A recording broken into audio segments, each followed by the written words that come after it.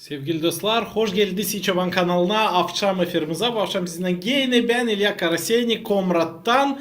Biz bu akşam efirdayız Одноклассниклер'de, TikTok'ta, Instagram'da hem YouTube'da. Siz işlerseniz beni izle, koyun plus, kim işitmer koysun minus. Yaz geldi, güzel vakit Moldova'mızda, dünyada da sıcak vakitler, canımızda da sıcaklık gelsin Allah'ın lafından, Biblia'dan. Ben yalnız değilim bu akşam.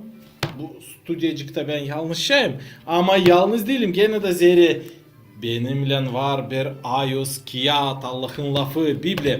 Da bu akşam biz okuyacağız oradan bir pek meraklı anlatma. Hristos için hem günahkar karı için. Ben okuyacağım onu Rusça, sonra Гагаузчa'da kısadan birkaç fikir kendimize alacağız ondan. Дорогие друзья, добрый вечер, добро пожаловать на эфир, онлайн-эфир канала Ичобан. Добрый пастух, сегодня с вами я, Илья Карасени, из Камрата, из Гагаузии. И мы в эфире в ТикТоке, в Ютубе, в Инстаграме и Одноклассниках. Если вы меня слышите, пожалуйста, ставьте плюс, если не слышите, ставьте минус. И сегодня мы будем говорить на интересную тему «Христос и грешница». Я прочитаю сперва отрывок из Евангелия от Иоанна 8 главы, и затем на гагаузский мы его переведем, и порассуждаем, и возьмем для себя несколько ценнейших идей и мыслей. И я надеюсь и верю, и стремлюсь к тому, чтобы в этот вечер и на душе у нас стало так же тепло, как и тепло на улице в это прекрасное лето в нашей стране Молдове, в регионе Гагаузия, да и во всем мире. Кто откуда нас слышит, пожалуйста, напишите вашу страну или город. Kim bizi şimdi seyreder, yazınız. Nereden siz bizi seyredersiniz? Ya memleketi ya da kasabayı, şehri. Yazın da ben okuyacağım kısadan. Da söyleyeceğim. Hepsi sevinecek buna. Sevgili dostlar, дорогие друзья, кто из какого города или страны нас смотрит, можете прямо сейчас, не стесняясь, об этом написать. И я передам привет от канала Ичобан вашей дорогой стране или городу. Да, вы пока пишите, а мы приступим. Sevgili dostlar, biz okuyacağız Evangeliya Ioanna'da 8. başı. Bir parçasını bu baştan. Иисус же пошел на гору Илионскую, а утром опять пришел в храм, и весь народ шел к нему. Он сел и учил их. Тут книжники и фарисеи привели к нему женщину, взятую в прелюбодеянии. И поставив ее посередине, сказали ему: «Учитель, эта женщина взята в прелюбодеянии, а Моисей в законе заповедал нам побивать таких камнями. Ты что скажешь?» Говорили же это, искушая его, чтобы найти что-нибудь к обвинению его. Но Иисус, наклонившись низко, писал перстом, то есть пальцем, на земле, не обращая на них внимания. Когда же продолжали спрашивать его, он, восклонившись, сказал им: «Кто из вас без греха, первый брось на нее камень?» Я опять, наклонившись низко, писал на земле. Они же, услышав то, и, будучи обличаемы совестью, стали уходить, один за другим, начиная от старших до последних. И остался один Иисус и женщина, стоящая посреди. Иисус, восклонившись и не видя никого, кроме женщины, сказал ей: «Женщина, где твои обвинители? Никто не осудил тебя?»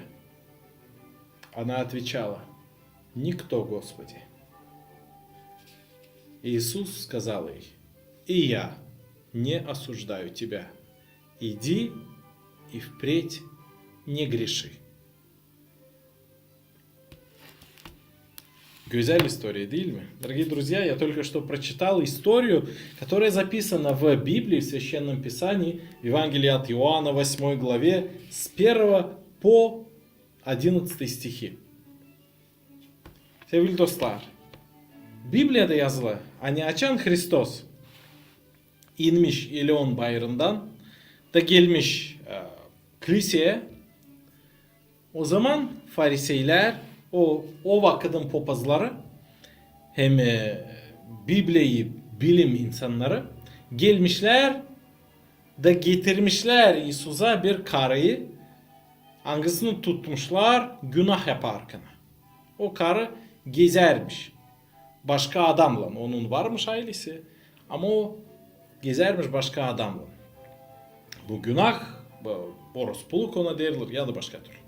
Da şimdi zakona göre, Moisey'in zakonuna göre, eski bağlantının zakonuna göre, Biblia'nın birinci payı o eski bağlantı, böyle insanları, böyle karıları hem adamları da kim tutuldu böyle günahta lazımdı zakona göre hemen taşlan öldürme. Hepsi insanlar lazımdı toplansınlar, dağıtsınlar büyük taşlar o insana kim günah yaptı da hepsici bile öldürerler onu. Çirkin bir adet değil mi? Da her biri açan atardı o taşı lazımdı düşünsün hani ben yaparsaydım günahı beni de taşlarla dövecekler. Дорогие друзья, знаете ли вы, что когда к Иисусу привели вот эту женщину, которую поймали в прелюбодеянии, то есть у нее была семья, но она изменяла своему мужу и так дальше, ее поймали в этом процессе и привели ее к Иисусу Христу, а фарисеи это священники того времени, знатоки Ветхого Завета, первой части Библии, и они говорят Иисусу, что же нам с ней делать? По закону мы должны побить ее камнями и убить. Побиение камнями это действительно было в Ветхом Завете, такой закон, такая заповедь, и все общество того поселка или города должно было собраться, и вот на этого грешника, мужчину и женщину, взятых, пойманных в таком грехе, должны были кидать в них камни. Это было такое публичное убийство для страстки и страха остальных. И каждый, когда кидал камень, должен был понимать, что если я согрешу, то я окажусь на его месте. И меня вот это общество тоже так же побьет. И должен был в обществе быть должна была быть атмосфера страха, чтобы не согрешить. Это, друзья мои, дух закона Ветхого Завета. Новый Завет совсем другой дух. И другие мотивы, и другие методы изменения сердца и борьбы с грехом. Но когда привели к Иисусу, açan getirdiler o karıyı İsus'a, onlar denerdiler Allah Hristos'u. Onlar isterdiler bilme ne o yapacak. Ne o söyleyecek. Bu bir denemekti. Друзья, это была такая ловушка, провокация, тестирование Иисуса Христа. Фарисеи на самом деле, они знали закон, знали, что нужно делать, но вот они хотели, чтобы Иисус сказал свое мнение, и это была сложная, очень сложная ситуация. С одной стороны, Христос говорит о любви, прощении, с другой стороны, вот явный грех. Что же делать? Оправдает он грех или осудит, как положено по закону? Друзья, Библия говорит, и мы с вами знаем в совести нашей, что мы все gрешники. Sevgili dostlar, Biblia söyler, biz de biliriz bizim canımızda, fikrimizde. Yani biz hepsimiz günahkeriz. Dünya gibi Türkler der gibi. Dünya gibi günahlarımız var. Değil sadece o karı. Kimi getirdiler Hristos'a, değil sadece onda vardı günah. Biz de hepsimiz günahkeriz. Hepsimiz doğduk günahlarca. Yokunca biraz günahkar olma. Hepsimiz hastayız bu hastalıkla. Önce yazardı Pasternak, Борис Пастернак, Rus певчisi. Но быть нельзя чуть-чуть распятым.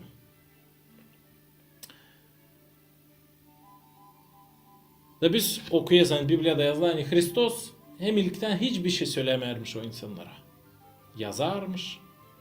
Yerden açsıydı. Kumda. Bu iş olayır kilisenin kapı önünde. İnsanlar, yüzlerce insan dolayında bekler, bakarlar ona. Bu karı günahkar durur, ölmeye hazır, utanır. Hristos yazarın açsıydı. Biz bilmeyiz ne o yazar. kimse değil.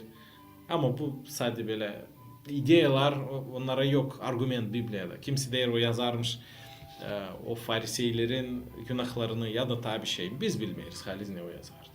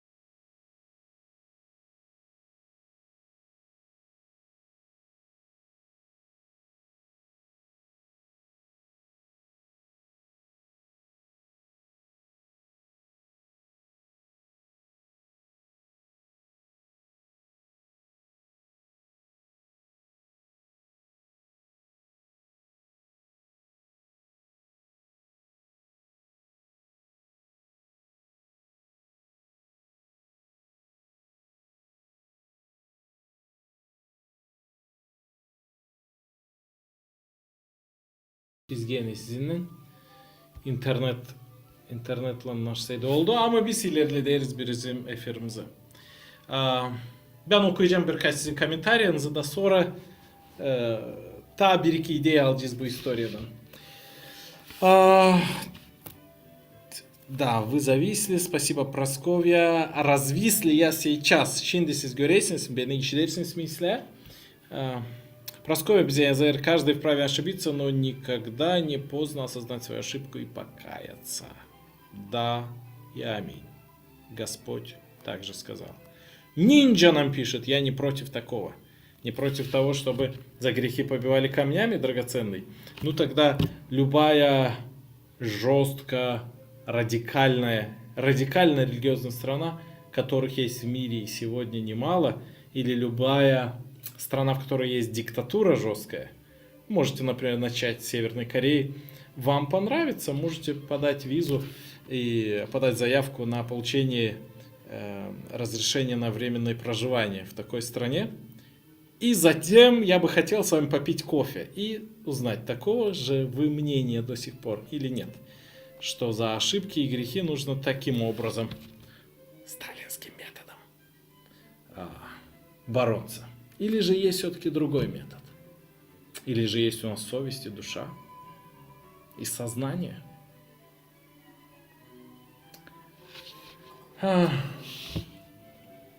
Bakalım ne bize çok like bize gelir Instagram'da. Çoğu bizi bakır ama az ne yazır. Pek çoğu yazır. Bakarlar. Sizler biz Avdarma'dan bizi seyrederler. Selam Avdarma köyüne. Hem kim bizi seyreder. Avdarma'dan. Da o zaman İsus Hristos açan anlar bu, açan görür bu karıyı, bu fariseyler beklerler cevap. O zaman dedi, o insanlara kim kabıtlayırlar o karıyı dedi. Kim sizin aranızda günahsız? Ko ilk atsın taş bu insana. Кто из вас без греха? Пусть первый. Так. Кто из вас без греха, первый бросит на нее камень. Bize pek alıtlayırız kabıtlama başkasına. Kabıtlayarak başkasını biz gösteririz. Ya da isteriz göstermeyeni biz taysayız ne kadar alim. Ama kabıtlayarak hem karşı giderek başkasına biz ondayız hani. Biz kendimiz de pek günahkariz. Biz kendimiz kutsal ayız değiliz. Hepsimize lazım affetmek. Acıyanlık, sevgi.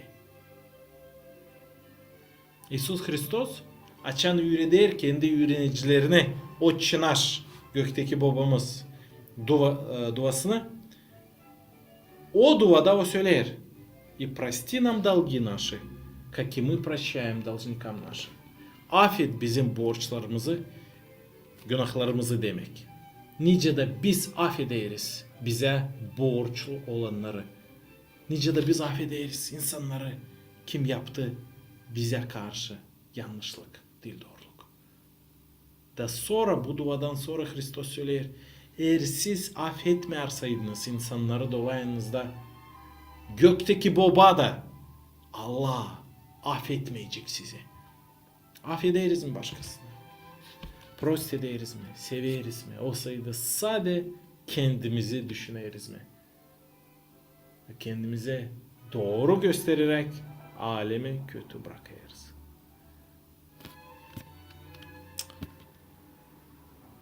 Da o zaman biz göreceğiz hani Hristos'un bu lafları işlemişler bu insanların fikirlerinde. Fariseyler, popazlar, insanlar yazılı hani büyük olanlardan küçük olanlardan hepsici gitmişler.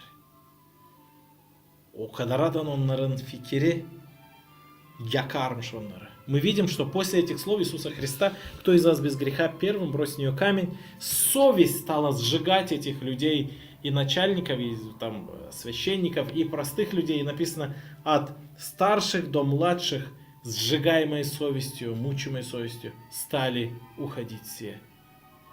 И весь храм Соломона, огромный этот храм, да, большое место, там был очень большой двор, опустел. И остались в этом храме только Иисус и грешница в церкви. Собственно, так и должно быть всегда. Грешник – это каждый из нас, и Христос. И мы с Ним наедине. И пусть весь мир подождет. И пусть говорят, что хотят. Есть Христос, есть я. И этот святой момент Господь смотрит глазами, наполненными любви, на эту женщину и говорит, где твои обвинители? Да bu kutsal ayuz momenta Hristos bakar, kilisede bakar bu insanlara, bakar bu karıya, günahkar karıya da der. Nerede seni kabıtlayan olanlar? O insan sadece iki laf söyleyebilir. Korkudan, utanmaktan der. Bir kabıtlamadı. Birci yok. O zaman Hristos ona der. Tabir pek önemli laf. Bu da önemli. Hristos paylamıyor günahı. O affeder günahı, affeder günahkar insanları. Da bundan sonra o söyler. Pek önemli. Ben de seni kabıtlamıyorum. Git da başka günah yapma. Да, Христос прощает грешника. Он очищает наши грехи, но Он не оправдывает и не потворствует продолжению и жизни в грехах. Он прощает. Он говорит, и я тебя не сужу. Но затем Он добавляет очень важную вещь. Иди и впредь не gреши. Sevgili dostlar, Hristos söyledi, git da başka günah yapma.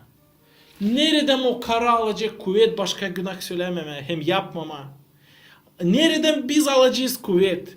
Bu günahkar dünyada açan her gün bir şey olur da biz kızarız, öfkeleniriz, türlü duygular olur. Nereden bize kuvvet başka günah yapmama? Biz değiliz angeli. Ama Hristos verecek kuvvet. Onda var kuvvet affetmeye de, onda var kuvvet ileri doğru bize yardım etmeye de, bu ayoz doğru Hristiyanlık yolunda gitmeye de, günah yapmama.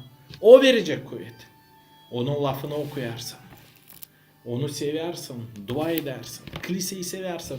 O zaman sevgili dostum yaşaman değişecek. O zaman fikrin değişecek, ailen değişecek. İleri doğru, ileri doğru. Göklere gideceksin. Ama değil cehenneme. Bu işin Hristos dünya kurtarıcısı da ben utanmıyorum onun için söylemeye. Zere o bizi sever, sadece o var affetsin bizim günahlarımızı. Sadece İsus Hristos varınca paklasın gagavuzları. Sadece o varınca versin bize yeni doğru yaşamak. Doğrultsun bizi gagavuzları hem Türkleri doğru yola. Sadece İsus Hristos. Başka birici. O söyledi. Sadece bir yol var göklere. O yol varım ben. Yol doğruluk hem yaşamak söyledi Hristos. Sevgili dostlar, biz de günah yeriz. Bizi de insanlar çok kere kabıtlayırlar. Ama bakmayın ne der başka insanlar, bakın ne der Hristos. Sevin kiliseyi, sevin Allah'ı, gelin ona, okuyun Pisaniye'yi. Bakalım ne komentarlar var sizde. Okuyayım onları birkaçını da bundan sonra başaracağız efirimize. Valentina yazıyor bize. Добрый вечер. Добрый вечер. Akşam hayır olsun size de. Varsa sizde sorularınız, комментарияларınız yazın ya da şükür laflarınız yazın. Друзья, мы уже подводим наш эфир к концу. Если у вас есть вопросы, замечания, комментарии или благодарность, или что-то еще, можете, пожалуйста, писать. Не стесняться. Прасковья нам пишет познавательно. Спасибо. Валентина пишет спасибо вам большое. Да, спасибо и вам за то, что смотрите и не стесняйтесь комментировать. Это значит, что вы не стесняетесь и того месседжа, того послания, которое сегодня я зачитал и преподнес вам. Собственно, это были не мои мысли, это все Слово Божие. Я просто применял то, что там написано к нашей сегодняшней жизни и пересказывал на гагаузском. Прасковья спрашивает, как вас найти в Инстаграме? Очень просто. Напишите И Чобан, две латинские буквы И, пробел, затем Чобана, то есть С русская, да, потом Обана, или Си на латинице. И вы нас увидите в Инстаграме. İyi akşamlar herkese, Yaşar yazıyor bize. İyi akşamlar sana da sevgili kardeşim. Sen duydun mu, sesledin mi, dinledin mi biz ne bu akşam konuştuk? İncil'den okuduk. İsa günahkar bir karı ile konuşmasını ve görüşmesini. Duydun mu? Gerçekten müthiş, şaşılacak bir işler. Валентина снова пишет нам в Одноклассниках. Приятно слушать умного человека. Спасибо вам, спасибо, очень приятно за комплимент. Но это не мой ум, не моя мудрость, это Слово Божие, и все мы черпаем оттуда. Это вечная книга, она сформировала, собственно, нашу цивилизацию, нашу культуру. Duymuş Yaşar söyler, sağ ol, ben çok mutluyum. Anladın mı bizim Gagavuz dilimizi Gagavuz Türk dilimizi anladın mı? Yüzden kaçını anladın? Yazabilir misin Yaşar?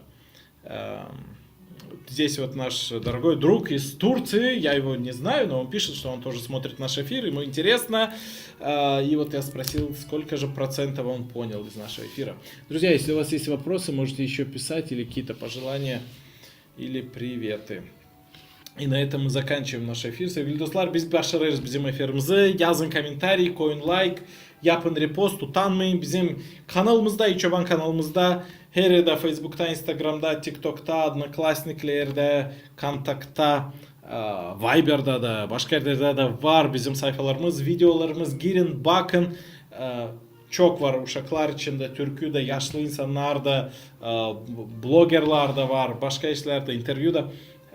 Seyredin, sesleyin ana dilimizde, Gagavuz dilimizde, diveç doğruluklar için, Allah'ımız için, Biblia için, canımız için, aile için, çocuklar için, uşaklar için, hem başka önemli, lazımlı temalar için. Bizde hiç yok politika, hiç yok siyaset, bizde hiç yok haber ya da bir başka ideya olsun. Bizde sadece sosyal yaşaması, Hristiyanlık hem Gagavuzluk, Türklük. Bu böyle bizim tematikamız. Sağ olunuz, Yaşar bize yazdı. Allah sizi belalardan korusun. Sağ ol. Sağ ol. Проскоя пишет, это не ново для нас, но тем не менее, не познавая Библию, для меня познавательно. Да, многие эти истории, вещи мы знаем в нашей культуре, но их снова нужно напоминать себе, потому что в процессе жизни забываются эти вещи. Sağ olun, kalın, sağlıcıyla biz başarırız efirimize.